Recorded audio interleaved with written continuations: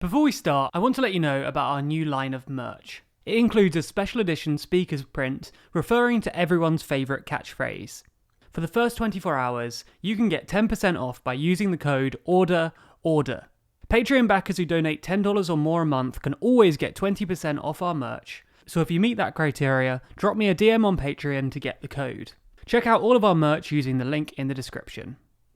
So this is our much anticipated video on the role of the speaker. People have been calling out for this video in our comments for weeks, and our recent videos on the speaker have performed really well, so it's clear you're very interested in Mr. Bercow and the role of the speaker more generally. If you'd like more of this style of video on how British politics works, give this video a like and let us know what you'd like to learn in the comments. We'll happily do a video on whatever silly, arcane political practice you'd like to know more about. Anyway, onto the speaker. You've probably seen a lot of John Bercow, the current speaker, by this point. He's become a bit of an internet meme, with his constant orders. Order! Order! Order! Order! Order! Order! Order! Order! Order! Order! But apart from that, what does the speaker actually do? The speaker is basically there to keep Parliament and parliamentary debates running smoothly. Whenever they shout order, they're trying to get MPs to quieten down, so whoever's speaking can actually speak.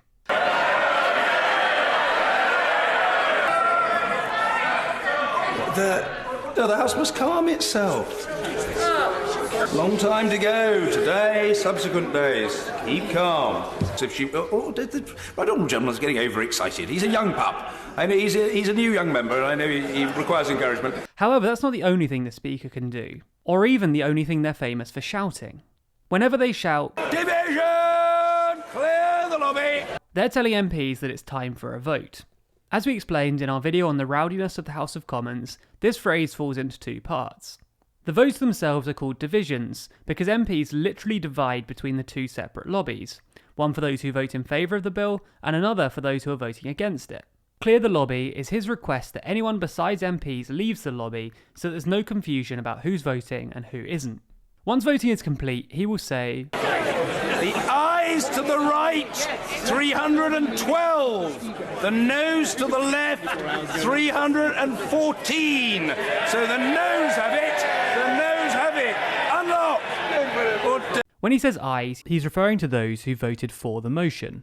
And when he says no, he means those who voted against it. The question is the main motion. As many as are that have been say aye. Aye. Of the contrary, no.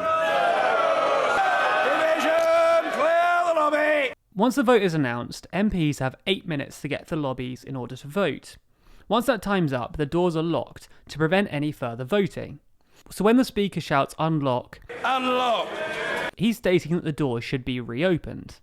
The speaker can also demand that MPs withdraw any distasteful remarks. They can also tell MPs who are wasting parliamentary time to finish their speeches, to keep parliamentary debate running smoothly and efficiently. If MPs don't obey the speaker, then they can be suspended from Parliament until the end of the day. This is pretty rare, but it does happen. The last time was in 2016, when Bercow named Dennis Skinner after he refused to withdraw his infamous Dodgy Dave comment aimed at David Cameron. Maybe you've seen it before, but it's such an iconic moment, it's worth revisiting. I asked him a very important question. I didn't receive a proper answer then. Maybe Dodgy Dave will answer it now. Order, order, order, order. I must ask the honourable gentleman, order. Don't require any assistance from some junior minister. An absurd proposition. I invite the honourable gentleman to withdraw that adjective. Order. He's perfectly capable of asking his question without using that word. This man has done more to divide this nation than anybody else. He's looked after his own pocket. I still refer to him as Dodgy Dave. Under the power given to me by Standing Order number 43, I order the honourable member to withdraw immediately from the House for the remainder of this day's sitting. The Speaker also chooses who speaks in the House. If an MP wants to speak, they stand up once the speaking MP has finished and sat down. The Speaker chooses one of the standing MPs to speak. This is often referred to as catching the Speaker's eye or bobbing, and speaking when not chosen can result in suspension from the House. If the House of Commons gets really unruly, even more than it usually is, or there's some sort of emergency, the Speaker also has the power to suspend the sitting of the whole House, citing grave disorder. The last time the Speaker invoked this was in 2017, during the Westminster terror attack, but this really isn't very common. Order! I am now going to suspend the sitting of the House. This House is now suspended, but please wait here. And it's sort of a last resort available to the Speaker.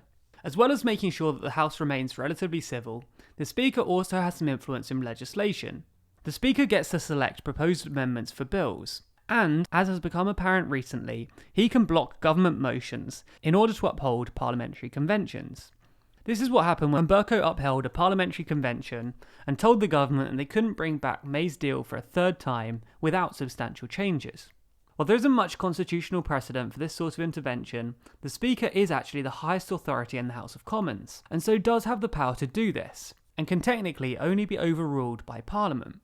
Things get a little hazy in this area, as the UK doesn't have a codified constitution, which means that unlike most countries, the UK doesn't have a black and white set of rules explaining procedure. If you'd like us to make a video about the UK's constitution, then give this video a like and comment below to let us know. The only other time that the Speaker has impact on legislation is when there's a tie in the House of Commons. Apart from this, the Speaker doesn't vote on legislation ever. Ties are obviously very rare, but one actually happened last week, for the first time since the early 1990s. Order! Order! The ayes to the right, 310. The noes to the left, 310. As expected, he voted the motion down.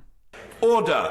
In accordance with precedent, and on the principle that important decisions should not be taken except by a majority, I cast my vote with the noes. According to Constitutional Convention, known as Speaker Denison's rule, the Speaker should vote against the motion in order to maintain status quo, unless it's an early reading, in which case the Speaker votes for it to encourage future debate. As I said though, the Speaker doesn't ordinarily vote on bills or take part in debates because they're expected to be politically impartial. As such, upon their election, they're expected to renounce all party affiliations. So how are they elected? Well, until 2000, the election of the Speaker was just normal parliamentary business. Behind the scenes, MPs would agree on a Speaker, and they would put forward a motion suggesting that the MP become Speaker, and this would normally pass with a majority. The chosen MP would then become Speaker, and that was that. However, in 2000, MPs couldn't agree on a new Speaker, and so 12 MPs were put forward with 12 separate motions. This was really unhelpful, and makes picking a Speaker nearly impossible. Luckily, that one time was fine, and a new Speaker was chosen without much fuss. But everyone agreed that a new procedure was required. So in 2009, when the next Speaker was elected, the process changed. Any candidate MP had to be nominated by at least 12 other MPs, and at least 3 of those MPs had to come from a different party.